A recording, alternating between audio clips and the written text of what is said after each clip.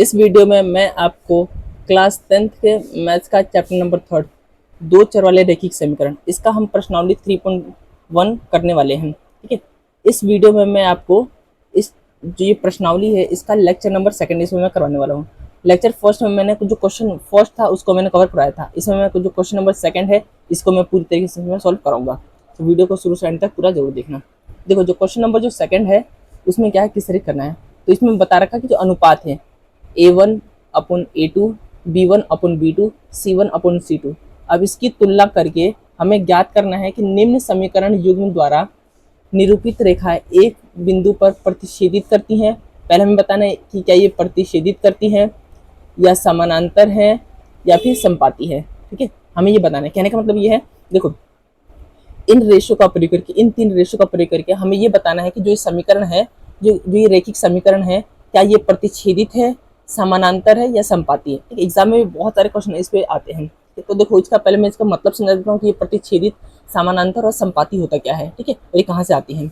देखो, मैंने एक तरीके ये टेबल जो है ना आपका, ये टेबल जो सारे नहीं, ये 3 में है। मतलब अगर आप अपनी जो बुक है उसका आप खोलोगे तो जो टेबल नंबर जो 3 है उसमें आप खोलोगे तो इस तरीके से आपको ये हिंदी माध्यम में देखने को मिल जाएगा। देखो, मुझे ये हिंदी मीडियम में मिला नहीं, तो इस प्रकार मैंने ये ले लिया। ठीक है, बस मुझे तो सिर्फ समझाना था इसलिए मैंने इसको लिया है। ठीक है, अब देखो इस तरीके से 3 मान लेते, 3 एग्जाम्पल दिए हुए हैं। ठीक है, अब हमें इसमें से निकालना है प्रतिच्छेदित कौन सी है, संपाती कौन सी है और समानांतर कौन सी है। ठीक है, देखो इसमें हमने क्या निकालना था, प्रतिच्छेदित, समानांतर और संपाती।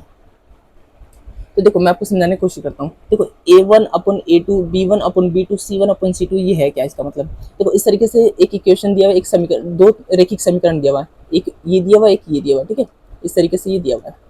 अब A1 का मतलब ये होता है ना कि देखो जो पहला वाला देखोगे ना, तो A1 का मतलब होता है A1 का मतलब इससे है, x से है। तो x में किससे गुना है, जिस चीज से गुना है वो A1 कहलाता है। ठीक है, B1 का मतलब क्या है कि यहाँ y के साथ जिस चीज की गुना है वो B1 कहलाएगा। ठीक है, और जो C1 का मतलब होता है ये बराबर के उधर जो है वो C1 होता है। ठीक है, तो ये हो जाता है C1।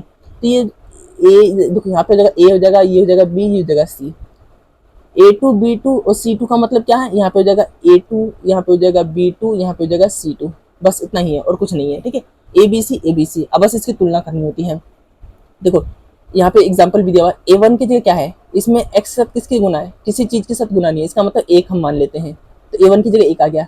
A2 की जगह किससे गुना है, x के साथ 3 का गुना है, तो देखो यहाँ पे 3 लिख दिया बस। A1/A2 का मतलब है 1/3। यहाँ पे भी देखोगे तो 1/3 ही देखने को मिलेगा। आगे देखो B1 में क्या है, देखो B1 का मतलब y किसके साथ गुना है, 2 के साथ, और 2 किसका, -2। तो देखो B1 में क्या है, -2 लिखा है। ठीक है, देखो B2 में क्या है, नीचे वाला देखो B2 y किसके साथ, 4 के साथ, प्लस का 4 है ना, तो यहाँ पे प्लस का 4 है, तो ये भी देखो B1/B2। C1/C2 देखो, जो C1 है वो देखो यहाँ पे क्या है, यहाँ पे है 0। C का मतलब यहाँ पे 0 है। जो तीसरा जो जो टर्म है वो 0 है, तो यहाँ पे 0 लिख दिया है। इसके अलावा देखो C2 में देखोगे तो नीचे वाला -20 है, तो यहाँ पे देखोगे तो -20 है। ठीक है, ABC बस यही चीजें देखना है और इसकी तुलना करनी है। अब हमने ये देख लिया ना, अब आगे देखो, अब इसको पता कैसे चलेगा कौन सा संपाती है, कौन सा समानांतर और कौन सा एक तरह का वो है प्रतिच्छेदित करती हैं। तो कहने का मतलब ये देखो, अगर मान लेते इस तरीके से, इस पे देखो, देखो यहाँ पे देखो, अगर मान लेते A1/A2 और B1/B2 ये बराबर नहीं है, इस वाले में ये बराबर नहीं है। बराबर का निशान क्या होता है, ये होता है बराबर ना होने का मतलब ये है। ठीक है, अगर निशान ऐसा है इसका मतलब ये है कि एक देखो A/1 और A/2 अगर B1/B2 के बराबर नहीं है। ठीक है, तो ऐसे में ये जो होता है ये होता है प्रतिच्छेदित रेखा। ठीक है, इसको यहाँ पे लिख लेना, प्रतिच्छेदित। ये जो होती है प्रतिच्छेदित होती है। प्रतिच्छेदित होने का मतलब अगर आप इसको ग्राफ पे दर्शाओगे ना, इस तरीके से आप ग्राफ पे दर्शाओगे तो ये रेखा कुछ इस प्रकार से एक पॉइंट पे काटेंगे, इसको कहते हैं प्रतिच्छेदित। ठीक है, तो इसको पहले लोग कहते हैं प्रतिच्छेदित। प्रतिच्छेदित तब होता है जब A1/A2 B1/B2 के बराबर नहीं होता है। और ये पता कैसे चलेगा कि बराबर है नहीं है, तो आप इससे तुलना करो। देखो पहले 2 से तुलना करो, यहाँ पे आ रहा है 1/3, यहाँ पे आ रहा है 1/3। क्या ये बराबर है -2/4 से, तो काटोगे तो 1/2 ही आएगा माइनस का। और आप इसको काटोगे तो 1/3 1/2, ये बराबर नहीं है ना, इसलिए ये ऐसा निशान है। और जब भी ये वाला कंडीशन होता है तो उसको कहते हैं हम प्रतिच्छेदित, कि जो ग्राफ है वो प्रतिच्छेदित है। और इसका मतलब ये होगा कि जो जहाँ पे भी प्रतिच्छेदित होगा वो एक जगह पे काटेगा। ठीक है, अभी के लिए सिर्फ इतना है। देखो प्रतिशोधित का मतलब ये होता है। अगला देखो, देखो अगर जैसे इस तरीके से फिर भी 2 दिया हुआ है, ठीक है, और हमें वापस इससे तुलना करना है A1 अपन A2, B1 अपन B2, C1 अपन C2। तो इसमें A1 का मतलब क्या है 2, देखो यहाँ पे 2 लिखा हुआ है। A2 का मतलब क्या है 4, देखो यहाँ 4 लिखा हुआ है। अब हमें B1 का मतलब कितना है 3, तो यहाँ पे 3 लिखा हुआ है। यहाँ पे B1 का मतलब कितना है 6, तो यहाँ पे देखो 6 लिखा हुआ है। इसके अलावा C1 का मतलब है यहाँ पे माइनस का 9 है, तो माइनस का 9, और यहाँ पे देखोगे तो माइनस का 18 मतलब माइनस का 18। ठीक है, इस तरीके से हमने रेशियो लिख लिया। अब तुलना करो कौन बराबर है कौन नहीं है। तो पहले A1 अपन A2, B1 अपन B2 की तुलना करो। तो यहाँ पे देखोगे ना, तो ये दोनों बराबर है। मतलब देखो 2/4 बराबर होता है 3/6। पहले 2 की तुलना करो, काटोगे तो 1/2 ही आएगा, बराबर हो जाएगा। 3 से 6 काटो तो 1/2 आएगा। कहने का मतलब है ये दोनों बराबर है। देखो यहाँ पे लिखा हुआ बराबर का निशान, यहाँ पे बराबर का निशान है। अब आपको फिर वापस B1 अपन B2 और C1 अपन C2 की तुलना करनी है। क्या ये दोनों बराबर है नहीं है? तो यहाँ पे देखोगे तो 3/6 क्या बराबर है माइनस का 9/-18। तो देखोगे तो 3 दूनी का 6, 1/2 आ रहा है। बराबर में करोगे माइनस से माइनस कट जाएगा, 9 से 18 कट जाएगा 1/2। तो ये भी देखोगे B अपन B और C भी कॉमन आ रहा है। मतलब ये दोनों भी कॉमन आ रहा है, इसका मतलब सिर्फ बराबर आ रहा है। तो ये देखोगे यहाँ पे भी बराबर है। मतलब देखो अगर ये तीनों बराबर है, A1 अपन A2 बराबर है, B1 अपन B2 बराबर है, C1 अपन C2, तो ऐसे केस में ना ये वाली जो रेखा होती है ये संपाती होती है, ये होती है संपाती। ठीक है, अगर A1 अपन A2 बराबर नहीं होगा B1 अपन B2 को, ये प्रतिच्छेदित होगी। अगर ये तीनों बराबर है तो ये संपाती होगी। इसके अलावा अब देखो जो तीसरा एग्जाम्पल उसको देखते हैं। तीसरे में क्या A1 क्या है, x के साथ किसी चीज के साथ गुना नहीं है, तो 1 हमने लिख दिया। x में 2 के साथ गुना है तो यहाँ पे 2 लिख दिया। A1 अपन A2, B1 अपन B2 में देखोगे तो यहाँ पे 2 है तो 2 लिख दिया ऊपर, नीचे 4 है तो यहाँ पे भी लिख दिया 4। C1 अपन C2 में देखो तो माइनस का 4 और माइनस का 12, इस तरीके से लिख दिया। अब तुलना करना है क्या A1 अपन A2 बराबर B1 अपन B2, तो ऐसे इस वाले केस में देखोगे तो ये दोनों बराबर है, क्योंकि 1/2 यहाँ पे भी आ रहा है और इसको काटोगे तो भी 1/2 आएगा। तो इस तरीके से हो गया। अब हमें इसकी तुलना करनी है। तो देखो अब 2/4 यहाँ पे लिख लो, 2/4 क्या बराबर है माइनस का 4/-12। तो इसको काटोगे तो ये तो आएगा आपका 1/2, बराबर लिख दो। माइनस से माइनस कट जाएगा, 4 तिया 12, 1/3। मतलब ये दोनों बराबर नहीं आ रहा है, तो यही इसमें लिखा गया। देखो B1 अपन B2 बराबर नहीं है C1 अपन C2 का। ऐसे केस में क्या होता है, जो रेखाएं होती हैं ये होती हैं समानांतर, ये होती है समानांतर। ठीक है, तो मैंने तीनों आपको समझा दिया। प्रतिच्छेदित का मतलब होता है कि ग्राफ पे जब 2 पॉइंटों को, जब 2 रेखाओं को दर्शाओगे तो इस तरीके से प्रतिच्छेदित करेंगे, एक जगह काटेंगे। इसका मतलब होता है कि इस समीकरण केवल एक ही हल होता है। ये भी याद रखना। देखो यहाँ पे लिखा हुआ है कि मतलब केवल एक सॉल्यूशन होता है। यहाँ पे 1 सॉल्यूशन लिखा है ना, इसका मतलब केवल एक ही हल होता है। ठीक है, हिंदी वाले बुक में देखोगे तो यहाँ पे देखने को मिलेगा केवल एक हल मिलेगा या फिर अद्वितीय हल मिलेगा। इसके अलावा जब भी संपाती होती है, संपाती का मतलब तो तीनों बराबर होती है। तो इसका मतलब जब ग्राफ पे आप इसको 2 रेखाओं को दर्शाओगे ना, तो एक रेखा जैसे ऐसी जाएगी, दूसरी रेखा जो होगी ना ठीक इसी के ऊपर ही जाएगी, इससे बिल्कुल अलग नहीं, ठीक उसी के ऊपर ही जाएगी। इसे कहते हैं संपाती। और ऐसे केस में बहुत सारे सॉल्यूशन हो सकते हैं, क्योंकि हर पॉइंट पे ये एक ही साथ है।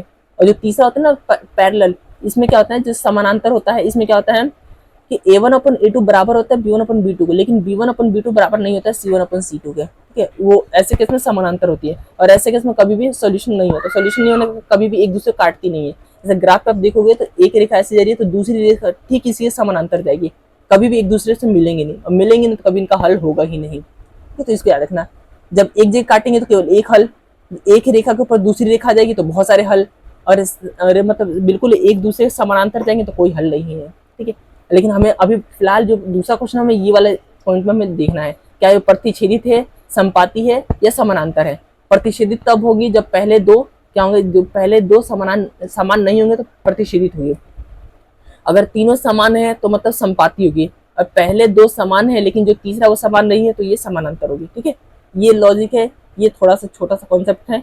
अब इसके बेस पे आप ये कर सकते हो। देखो अब हमें बताना है कि ये क्या प्रतिच्छेदित है, समानांतर है या संपाती है।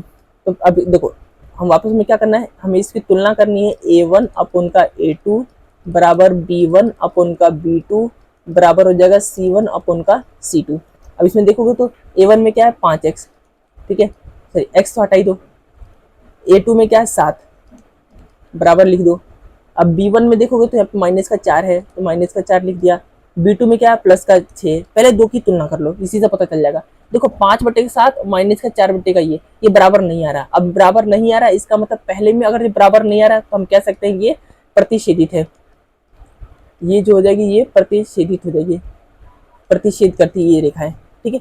तो पहले का जो आंसर आएगा वो प्रतिच्छेद वाला आएगा।